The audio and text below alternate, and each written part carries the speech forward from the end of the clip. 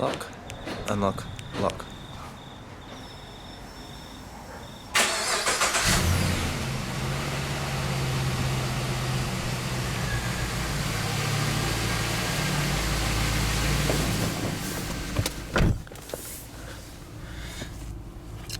Now as we get in, we have to make sure the key is in and on before we touch the brake pedal, or else the car will stall.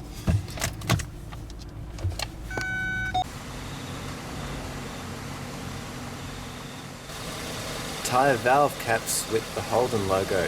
So I saw these are being fitted to a late model Volvo that I saw in a Doug DeMuro video, and I thought, I bet you those things are available on eBay, which it turns out they are for 10 bucks.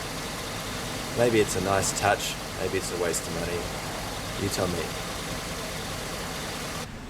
New steering wheel, that's another eBay special.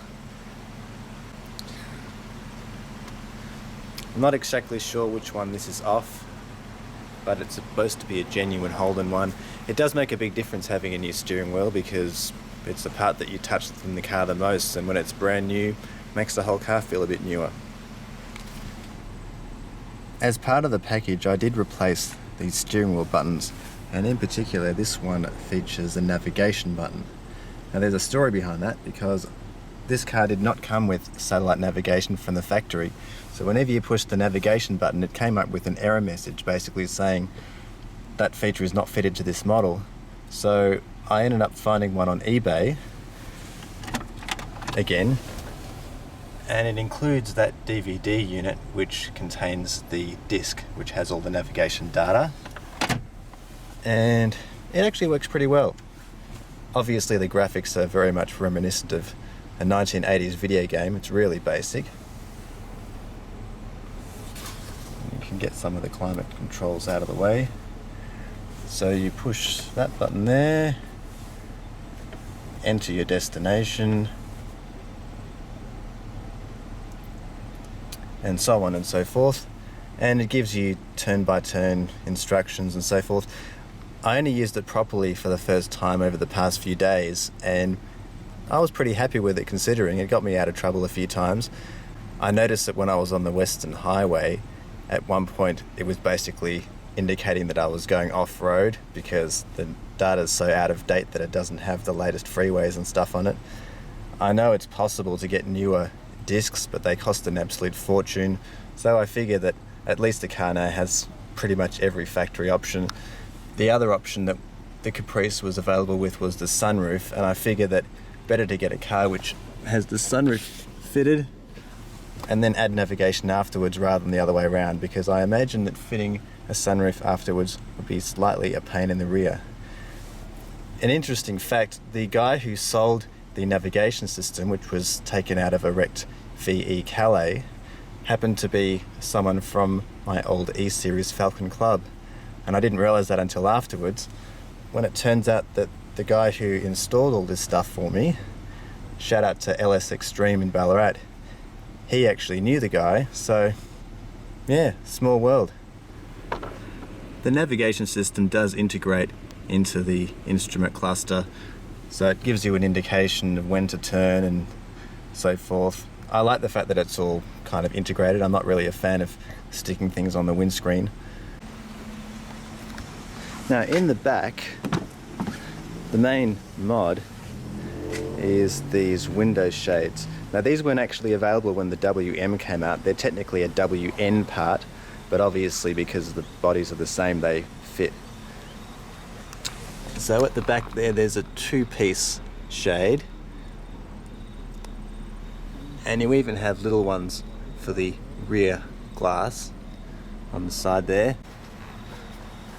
So these just manually come out, or they clip back in like so.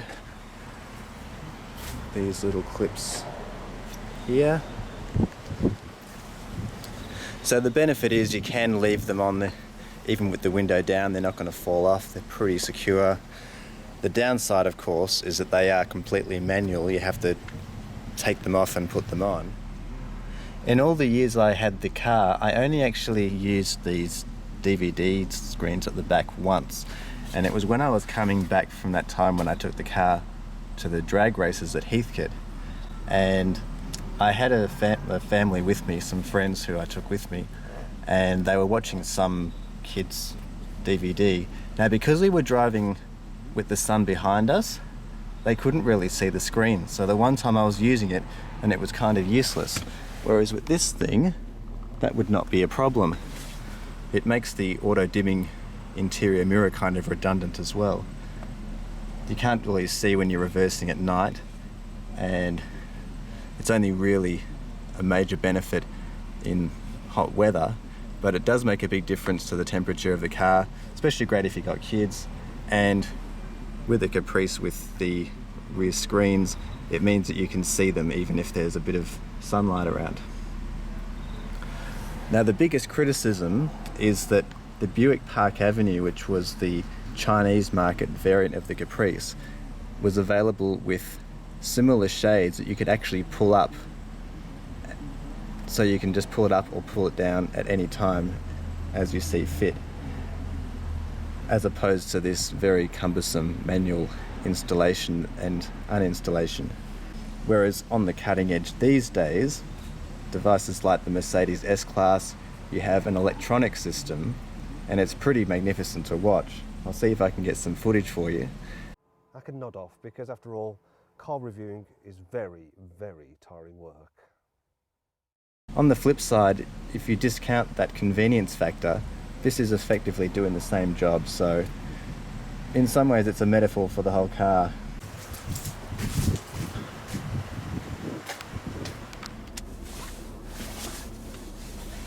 The route is being calculated. Leave the roundabout at the next exit after 300 meters. Then you will arrive at your destination.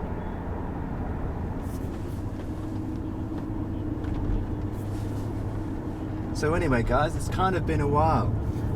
So what's been happening? I meant to do like a 5-year anniversary of the last road test video, but didn't get around to it. Just have been a bit time poor. So the car hasn't been driven much. Just yesterday we passed 144,000 kilometers, and when I bought it more than 7 years ago, it was at 128,000. So it mostly just sits in the garage, so it's still in the same condition that it was. I have a tradition of every year I'll, fit a few bits and pieces or find something. I replaced the starter motor even though it was kind of okay. I just thought, preventative maintenance. And when I bought the car, it was at the time the cheapest example you could get, but I wanted that colour and I wanted the sunroof. And the navigation I figured that I could get later, which I eventually did get around to.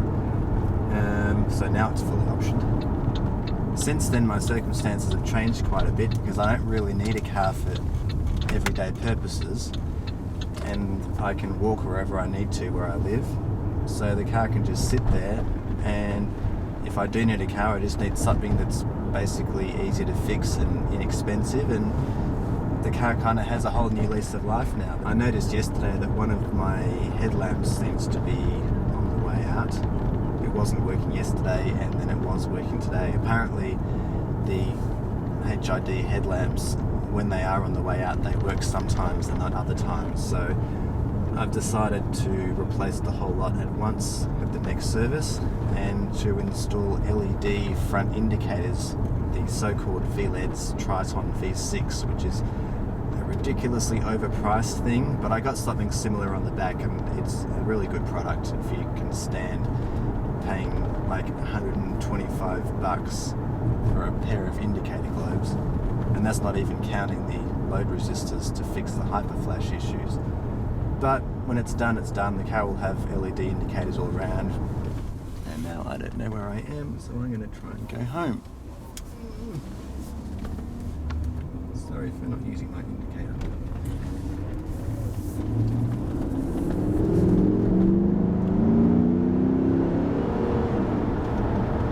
Yeah, that's the other thing. That sun never got tiresome. I don't know if you can see right now, but on the screen it's basically showing me driving through a paddock because the map obviously doesn't include the road that I'm on. So that's the sort of thing, the sort of compromise you have with a now 11-year-old system versus something much newer.